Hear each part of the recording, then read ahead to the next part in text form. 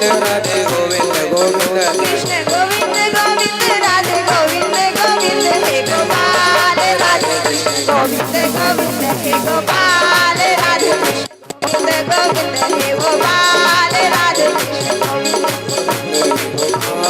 राधे कृष्ण गोविंद गोविंद कृष्ण गोविंद गोविंद राधे गोविंद गोविंद सदा गोविंद राधे गोविंद गोविंद कृष्ण गोविंद गोविंद राधे गोविंद गोविंद गोविंद गोविंद राधे गोविंद गोविंद कृष्ण गोविंद गोविंद राधे गोविंद गोविंद गोविंद गोविंद राधे गोविंद गोविंद हे गोपाल राधे कृष्ण गोविंद गोविंद हे गोपाल राधे कृष्ण गोविंद गोविंद हे गोपाल राधे कृष्ण गोविंद गोविंद हे गोपाल राधे कृष्ण गोविंद गोविंद कृष्ण गोविंद गोविंद कृष्ण गोविंद गोविंद कृष्ण गोविंद गोविंद राधे गोविंद गोविंद राधे गोविंद गोविंद कृष्ण गोविंद गोविंद राधे गोविंद गोविंद कृष्ण गोविंद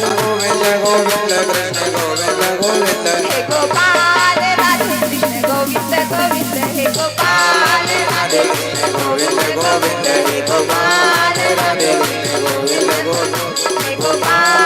कृष्ण गोविंद गोविंद हे गोपाल राधे कृष्ण गोविंद गोविंद हे गोपाल राधे कृष्ण गोविंद गोविंद हे गोपाल राधे कृष्ण गोविंद गोविंद गोपाल राधे कृष्ण गोविंद गोविंद कृष्ण गोविंद गोविंद राधे गोविंद गोविंद कृष्ण गोविंद गोविंद राधे गोविंद गोविंद कृष्ण गोविंद गोविंद राधे गोविंद गोविंद गोविंद गोविंद राधे गोविंद गोविंद कृष्ण गोविंद गोविंद राधे गोविंद गोविंद गोविंद गोविंद राधे गोविंद गोविंद कृष्ण गोविंद गोविंद राधे गोविंद गोविंद गोविंद गोविंद राधे गोविंद गोविंद हे गोपाल राधे कृष्ण गोविंद गोविंद हे गोपाल राधे कृष्ण गोविंद गोविंद हे गोपाल राधे कृष्ण गोविंद गोविंद हे गोपाल राधे कृष्ण गोविंद गोविंद हे गोपाल राधे कृष्ण गोविंद गोविंद हे गोपाल राधे कृष्ण गोविंद गोविंद हे गोपाल राधे कृष्ण गोविंद गोविंद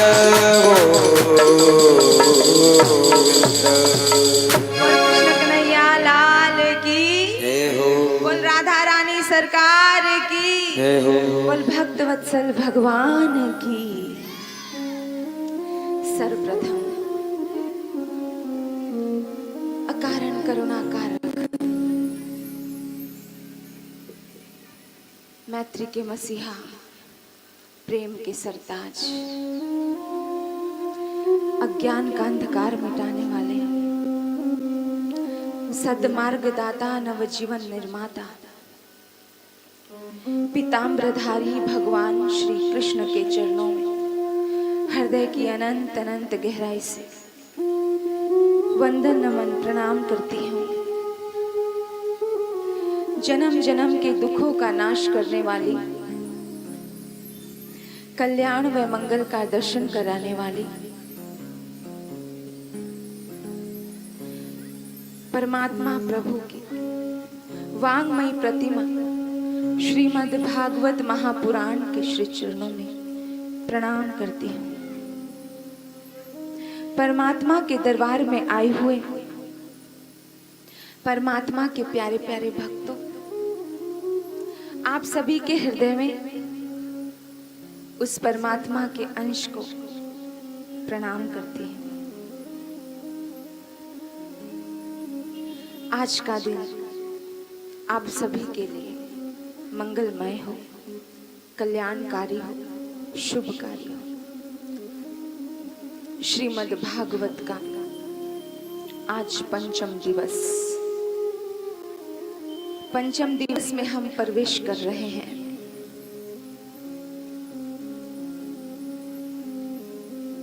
हम सभी जानते हैं जन्मों जन्मों का जब भाग्य का उदय होता है तब जाकर के हमें ये सुंदर अवसर मिलते हैं। आराधना के अवसर, भक्ति के अवसर, साधना के अवसर, एक साथ मिलकर के प्रेम से बैठने के अवसर भगवान की कृपा से ही प्रदान होते हैं। और आपको बता दूं, जितना पुण्य इंसान को श्रद्धा से सुनने का लगता है, उससे कई गुना पुण्य हजारों लोगों को एक साथ बिठाकर के कथा सुनाने वाले को लगता है। यानी कि जो इसका निमित्त बना, जिन्होंने ये कथा रखवाई, जिन्होंने इस कथा को करवाने का साहस किया, क्योंकि एक व्यक्ति पहले आगे आता है तो फिर कारवां बन जाता है।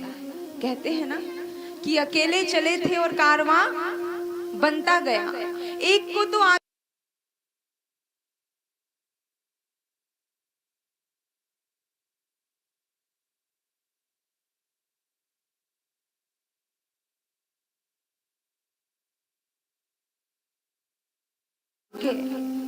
उनकी जिंदगी में फूल खिलते हैं, सौभाग्य के फूल खिलते हैं। तो अपने आप को सौभाग्यशाली समझना, और जो अभी तक आगे नहीं आए हैं वो प्रार्थना करें ईश्वर से कि हे प्रभु, मेरी जिंदगी में ऐसा दिन जरूर मुझे देना कि किसी दिन मैं भागवत महापुराण का पाठ रखवाऊं, कथा रखवाऊं, और मैं सभी को एक साथ मिलकर के बिठाने का इस सत्संग में मुझे अवसर मिले। क्योंकि कर नहीं सकते, अभी तक किया नहीं है, कम से कम भाव तो कर सकते हैं। भाव करना भी बड़ी बात है। आज अच्छा भाव किया तो एक ना एक दिन वो अच्छा कर्म आपसे हो जाएगा। मैं कहती हूँ हमेशा ऊंचा सोचना चाहिए, हमेशा बड़ा सोचना चाहिए। सोचने में तो पैसे नहीं लगते। जब विचार तो हमारे ही हक में है, हमारी ही सोच है, हम इसको कितना भी सुंदर बना लें और कितना भी बुरा बना लें, ये हमारे हाथ में है। तो हम बड़ा सोचें। नंद भवन में उत्सव हो रहा है, सब खुशियां मना रहे हैं, आनंद मना रहे हैं। आपको पता है क्यों? क्योंकि नंद बाबा का जीवन धर्म से जुड़ा था, इसलिए सभी गांव के लोग एकत्रित हो जाते थे। जैसे ही उन्हें पता चलता है कि मेरी जिंदगी में एक सुंदर सांवरा सलोना आ गया है, नंद बाबा ने उस वक्त 2 लाख गायों का दान दिया। जब भी पहले एक परंपरा हुआ करती थी, जब भी कुछ अच्छा होता था तो उस वक्त वो लोग जितनी यथा योग्य इनके पास ताकत होती थी उस हिसाब से दान किया जाता था, उत्सव मनाया जाता था। अन्न क्षेत्र में अन्न बांटा, जहां पर पानी नहीं था वहां पानी के प्याऊ लगाए, जहां पर दवाई का सिस्टम नहीं था वहां छोटे मोटे हॉस्पिटल खुलवाए। नंद बाबा ने भरपूर दिल खोल करके बांटा, दिल खोल करके दिया और बांटते ही जा रहे हैं। इतने लोगों की दुआएं ली नंद बाबा ने, इतने लोगों की दुआएं ली कि हर कोई उनको दुआ दे रहा है, हर कोई उनको आशीर्वाद दे रहा है।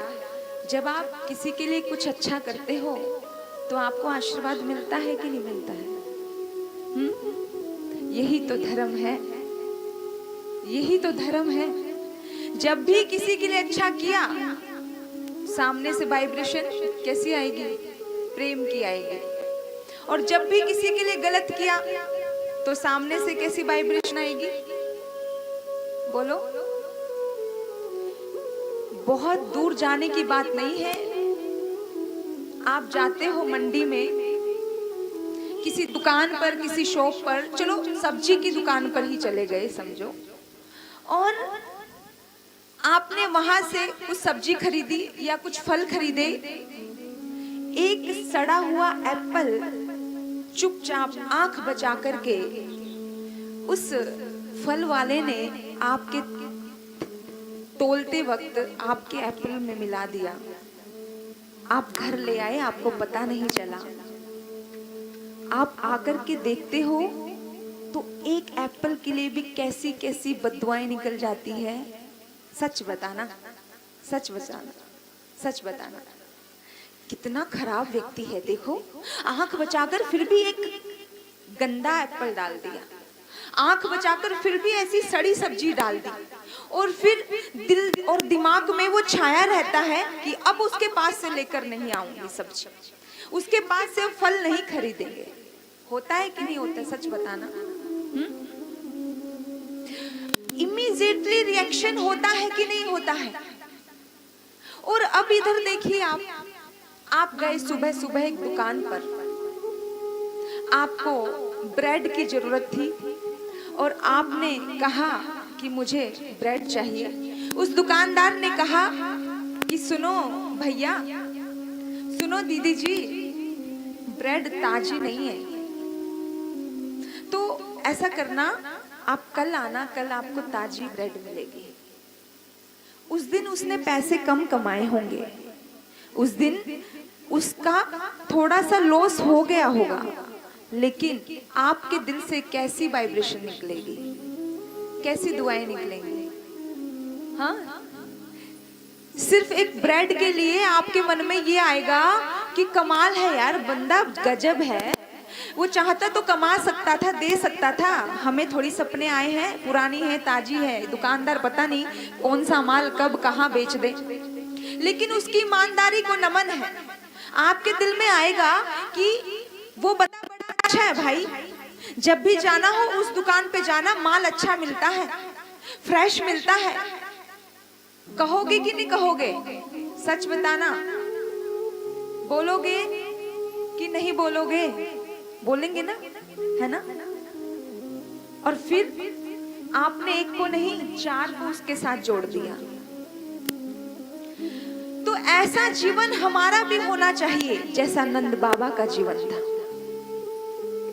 दिल खोल करके, आपको पता है कि पहले राजे महाराजे क्या कर दिया करते थे, जेल में बंद कर देते थे, और कभी कभी पूरा गांव मिलकर के किसी एक व्यक्ति ने अगर गलती की होती थी तो उसका बहिष्कार कर देते थे कि कोई भी गांव का बंदा इसके साथ लेन देन नहीं करेगा। ऐसा होता था उस वक्त। नंद बाबा ने उनकी भी दुआएं ली, उनको भी हर गलती से मुक्त कर दिया कि अब सब आकर के तुम्हें इजाजत है। उत्सव मनाया जा रहा है, धूल उड़ रही है, जबरदस्त धूल उड़ रही है, और उस धूल में एक अलग ही मजा है। आप भी गए होंगे वृंदावन की धूल में लोट पोट होने, उस धूल को मस्तक पर लगाने। अब यहाँ पर आप महसूस करना कि आप सभी, हम सभी उस नंद बाबा के आंगन में नृत्य कर रहे हैं, उत्सव मना रहे हैं भगवान के जन्म का। उत्सव एक दिन थोड़ी चलता है। आपके घर में बच्चे का जन्म होता है तो कितने दिन तक लोग आते रहते हैं देखने के लिए, आते हैं ना? उनको देखने के लिए तो महादेव तक आ गए थे। तो ऐसे ही जैसे आपके घर में आपके रिश्तेदार आते रहते हैं, वहां पर भी उत्सव है, नृत्य चल रहा है। नंद भवन में उड़ रही धूल, धूल मोहे प्यारी लगे। नंद भवन में उड़ रही धूल, धूल मोहे प्यारी लगे। नंद भवन में उड़ रही धूल, धूल मोहे प्यारी लगे। नंद भवन में उड़ रही धूल,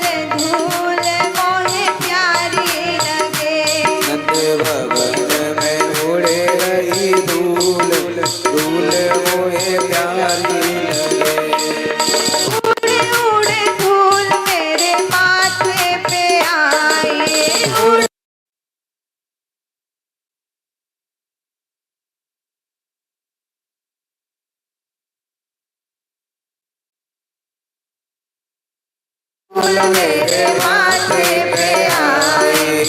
मैंने तिलक लगाए भरपूर धूल मोहे प्यारी लगे। मैंने तिलक लगाए भरपूर धूल मोहे प्यारी लगे। मैंने तिलक लगाए भरपूर धूल मोहे प्यारी लगे।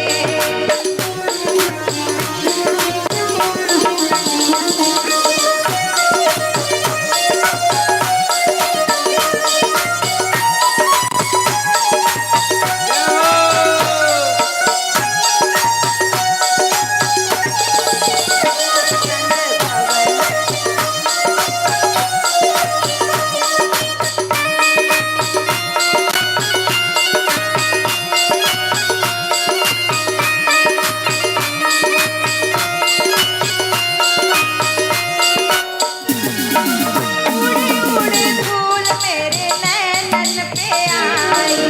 उड़े उड़े धूल मेरे नैनन पे आई। उड़े उड़े धूल मेरे नैनन पे आई। उड़े उड़े धूल मेरे नैनन पे आई। उड़े उड़े धूल मेरे नैनन पे आई। उड़े उड़े धूल मेरे नैनन पे आई। मैंने दर्श किए भरपूर धूल मोहे प्यारी लगे। किए भरपूर धूल मोहे प्यारी लगे। मैंने दर्श किए भरपूर धूल मोहे प्यारी लगे। किए भरपूर धूल मोहे प्यारी लगे।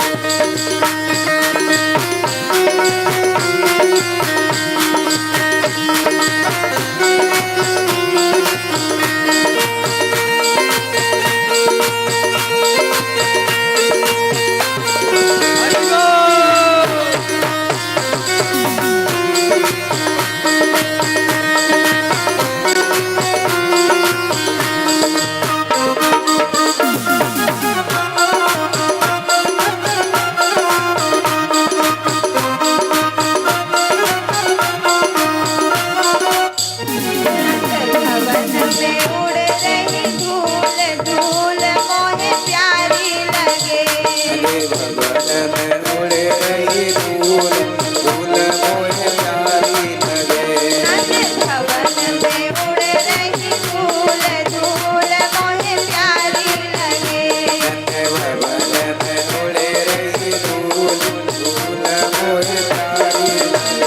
उड़े उड़े धूल मेरे होठन पे आई। उड़े उड़े धूल मेरे होठन पे आई। उड़े उड़े धूल मेरे होठन पे आई। उड़े उड़े धूल मेरे होठन पे आई। मैंने भजन गाए भरपूर धूल मोहे प्यारी लगे। गुरु चरण की रही धूल धूल मोहे प्यारी लगे। मैंने भजन गाए भरपूर धूल मोहे प्यारी लगे। भजन गाए भरपूर धूल मोहे प्यारी लगे। नंद भवन में उड़ रही धूल धूल मोहे प्यारी लगे।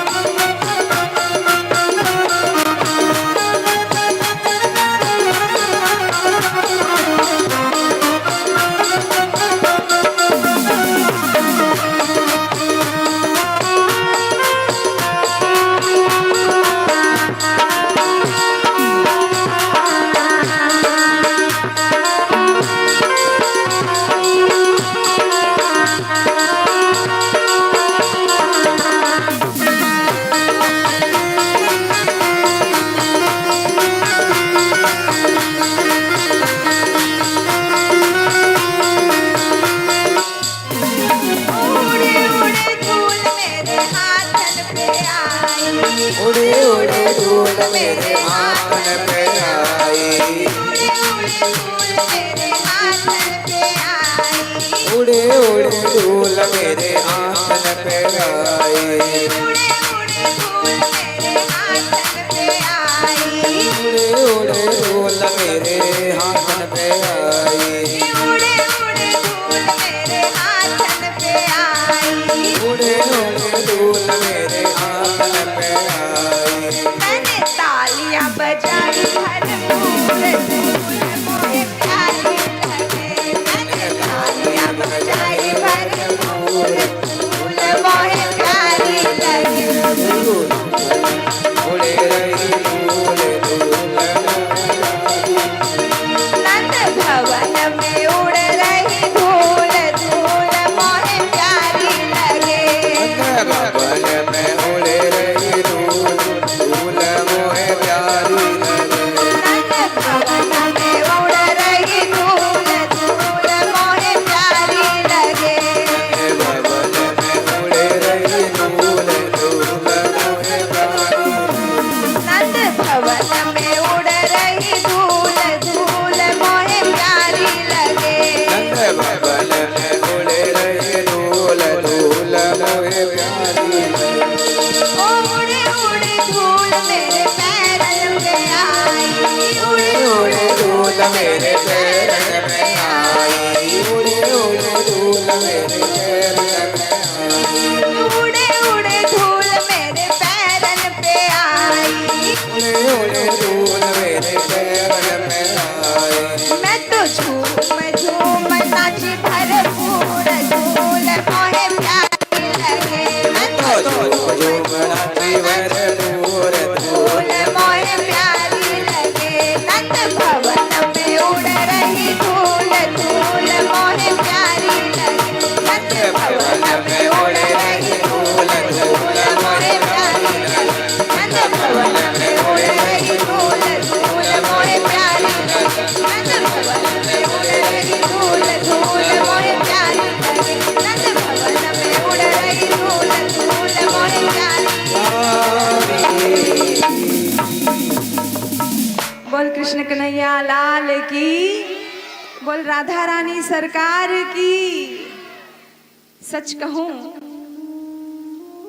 परमात्मा के भक्तों, मुझे तो बिल्कुल ऐसे ही एहसास होता है कि सचमुच ईश्वर का प्राकट्य हुआ है और हम उत्सव मना रहे हैं। हम उसी जोन में पहुंच जाते हैं।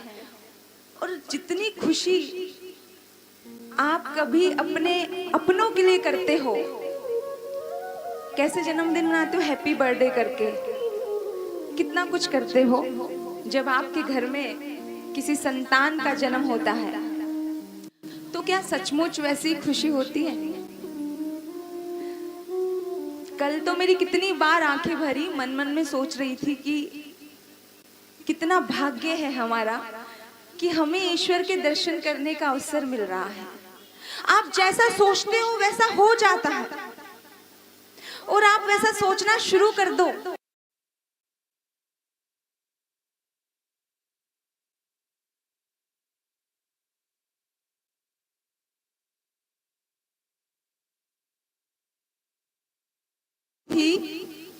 एक बार वो भोजन बना रहे थे अपने लिए और एक कुत्ता आता है।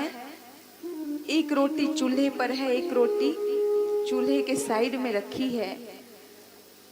वो रोटी उठाकर कैसे ही ले जाता है। संत नामदेव जी उनके पीछे पीछे गए, प्रभु रूखी खाओगे, जरा घी तो लगाते जाइए। ऐसा सुंदर भाव जिस दिन आ जाएगा उस दिन परमात्मा से मिलने से हमें कोई रोक नहीं सकता।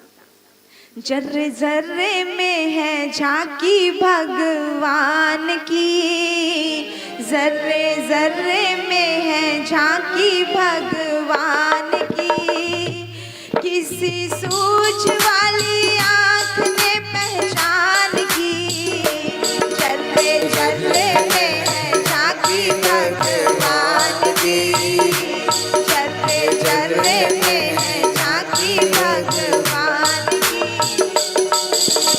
मेरे बंधुओं, उस वक्त संत नामदेव जी कहते हैं, प्रभु देखो रूखी तो ना खाओ, थोड़ा घी तो लगाओ, तेरा मेरा एक रूप, फिर काहे को हजूर तूने शक्ल बनाई है श्वान की। कितनी बड़ी दृष्टि होगी, कितना विशाल सोच होगी। प्रभु आप इस रूप में आए हैं।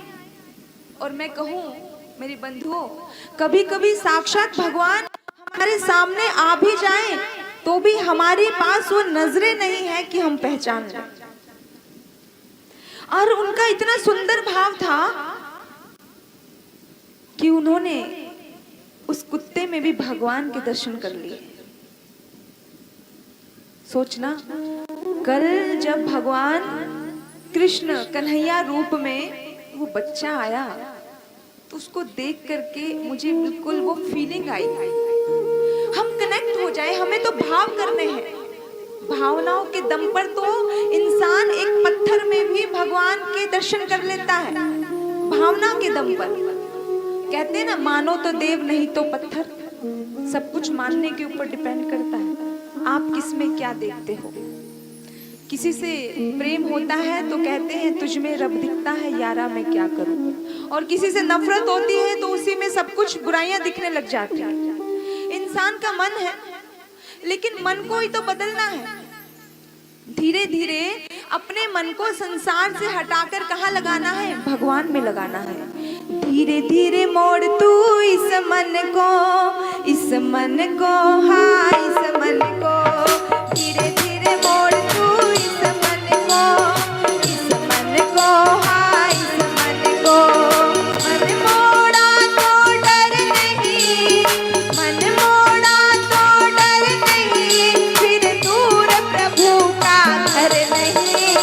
धीरे धीरे मोड़ तू इस मन को, इस मन को, हाँ इस मन को।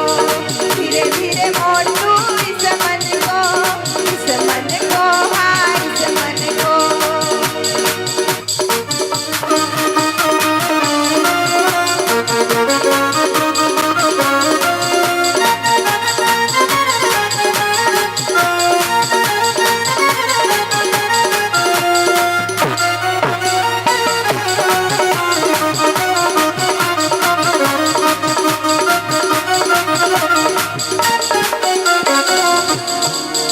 हमें अपने मन को मोड़ना है, और मन को मोड़कर कहाँ लगाना है? अपने परमात्मा में, अपने ईश्वर में, अपने इष्ट में। मेरे बंधुओं, आपको मालूम है, आप जिसका भी ध्यान करते हो आप वैसे हो जाते हो। ये सर्च किया है वैज्ञानिकों ने। अमेरिका में सर्च हुआ, अफ्रीका में सर्च हुआ, बड़े बड़े वैज्ञानिकों ने सर्च किया कि आप जिसका ध्यान करते हो वैसे हो जाते हो, जिसका चिंतन करते हो, जिसको देखते हो, जिसको सोचते हो, जिसका विचार करते हो वैसे हो जाते हो। वैसे गुण और दुर्गुण आप में प्रवेश कर जाते हैं। अब आप सोचिए आपको किसका चिंतन करना है। एक बार की बात है, एक परिवार में आज एक बच्चे का जन्म होता है। महिलाएं थोड़ा ध्यान से सुने। परिवार में एक बच्चे का जन्म होता है और वो बच्चा एकदम काला, बिल्कुल अफ्रीका जैसे अफ्रीका के लोग होते हैं, बिल्कुल ऐसा पुट्ठा तवा। अब पति कहता है कि ये तो मेरा बच्चा ही नहीं है, हम तो दोनों काले नहीं है, हम तो बड़े गोरे हैं, ये हमारा बच्चा नहीं है। उसको शंका होती है अपनी पत्नी पर। बहुत अमीर लोग थे वो। उनको शंका होती है अपनी पत्नी पर कि हो ना हो मेरी पत्नी सही नहीं है, इसका किसी और के साथ अफेयर होगा, ये बच्चा मेरा नहीं है। नौबत यहां तक आ गई तलाक की। याद रखना, जीवन में कोई ना कोई गुरु सदगुरु होना बहुत जरूरी है। लोग जाते हैं काउंसलर के पास काउंसलिंग करने के लिए कि हमारी ये समस्या है, उसका समाधान हो जाए। वो लोग भी गए, बोला कि प्रभु गुरुदेव ये औरत ठीक नहीं है और मुझे इसको अपने साथ नहीं रखना। वो औरत कहती है, मैं सच कहती हूँ, मेरी जिंदगी में आपके अलावा कोई भी नहीं है, मैंने तो आपके अलावा किसी के बारे में सोचा तक नहीं, और आप मेरे लिए इतना गलत सोच रहे हैं। फिर ये बच्चा ऐसा ब्लैक रंग का कैसे पैदा हो गया, क्या कारण है? फिर उन लोगों ने सर्च किया कि आखिर कारण क्या है। वो उनके घर में आए और उन्होंने पूरा स्टडी किया कि 9 महीनों में माँ ने क्या क्या किया। और स्टडी करने के बाद पता चलता है कि जिस बेडरूम में वो माँ रहती थी, जिस बेड पर वो सोती थी, उस बेड के बिल्कुल सामने दीवार पर एक अफ्रीकन बच्चे का फोटो था। ये रिसर्च हुई बात बता रही हूँ, सत्य घटना है। और उस बच्चे को वो गर्भवती महिला हर रोज देखती थी, और ये कोई सोच भी नहीं पाया कि इसको हर रोज देख रहे हैं तो वैसा ही बच्चा आकार ले लेगा। विचार करना, आप जैसा देखते हो, आप जैसा सोचते हो, आप जैसा चिंतन करते हो, वैसे हो जाते हो, वैसे हो जाते हो। जब समस्या का समाधान हो गया तो फिर उस व्यक्ति ने माफी मांगी। ये तो चलो उसका भाग्य था कि समाधान करने वाले मिल गए, लेकिन मेरे बंधुओं, हमारी जिंदगी में बहुत बार हमारी समस्याओं का समाधान करने वाला हमारे आसपास कोई नहीं होता है। इसलिए हमें हमेशा अच्छा देखना चाहिए, अच्छा सोचना चाहिए। आप प्रतिदिन, हर दिन ईश्वरीय चिंतन में अपने मन को लगाएं, अपने मन को मोड़ दें। एक छोटी सी घटना होती है हमारे जीवन में, एक छोटी सी बात कि उसने, सास ने ये कह दिया, बहू ने ये कह दिया, दिन भर वही सोचते रहेंगे हम, और दिन भर वही सोचकर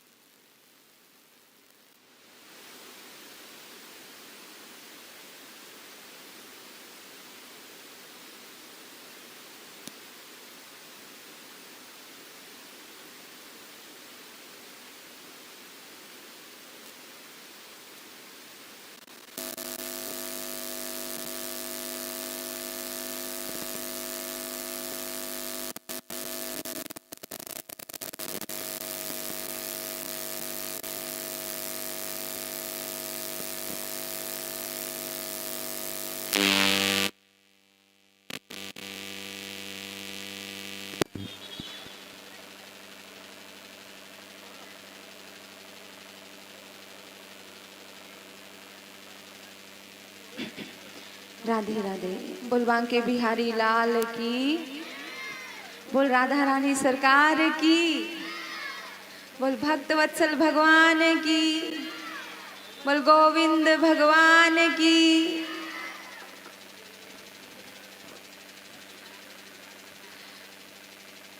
तो परमात्मा के प्यारे प्यारे भक्तों, आपसे चर्चा चल रही थी कि अपने घर की दीवार पर हमेशा कोई ईश्वरीय शक्ति का पोस्टर लगाकर रखो।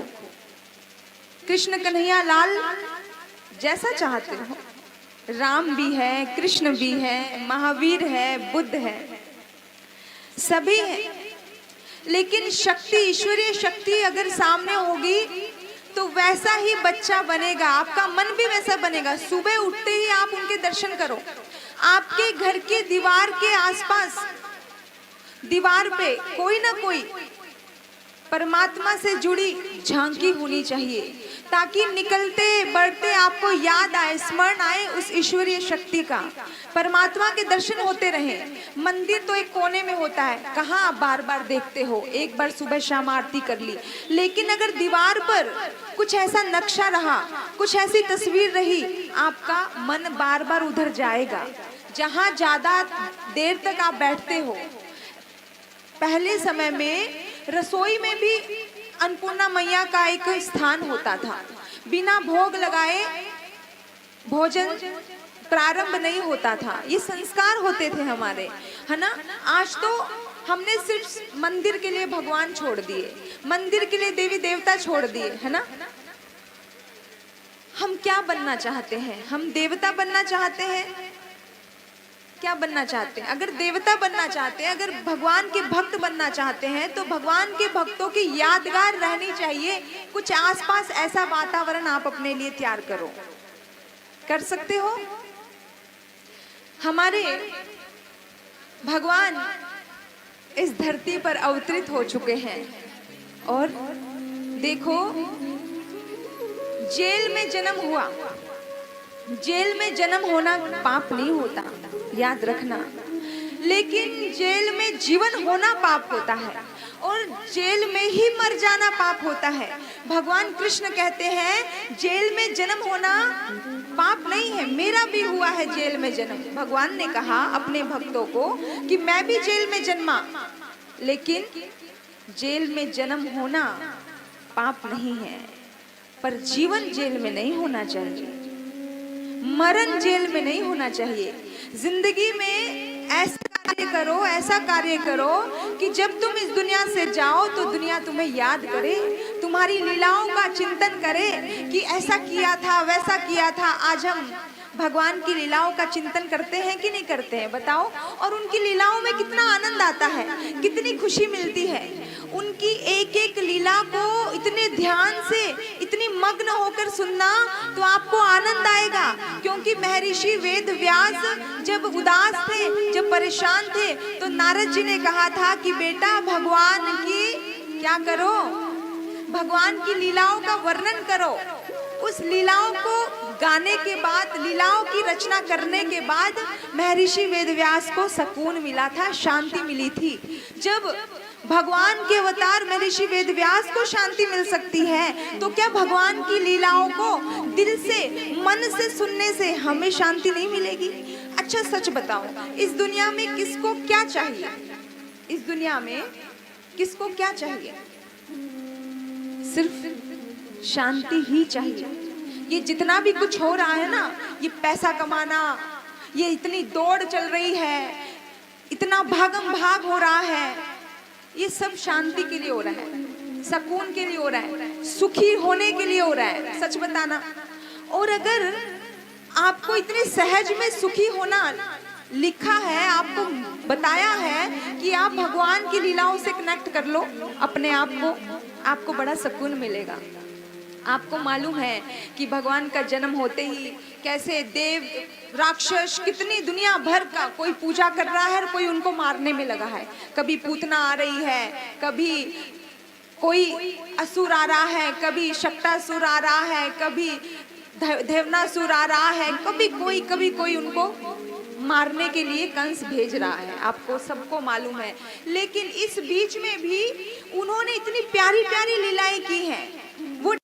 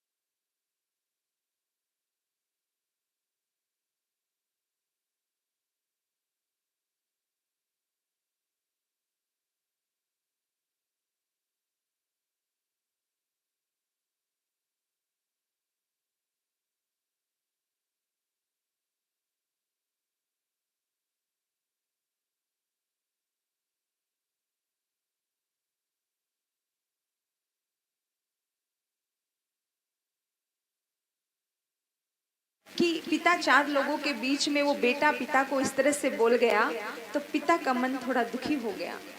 पिता चुपचाप चला गया घर में। घर जाने के बाद पिता ने अपने बेटे को एक डिब्बी दी, कहा ये ले। उसके अंदर 21 कंकर थे। कंकर समझते हो ना? उसमें 21 कंकर थे। और बेटे ने कहा कि ये क्या है पिताजी?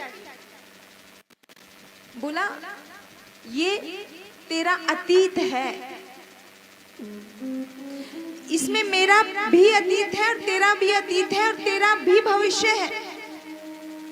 बोला मुझे आपकी कोई बातें समझ नहीं आ रही है, क्या गोल गोल जलेबी की तरह बातें करते हो, सीधा सीधा बोलो ना, क्या है ये?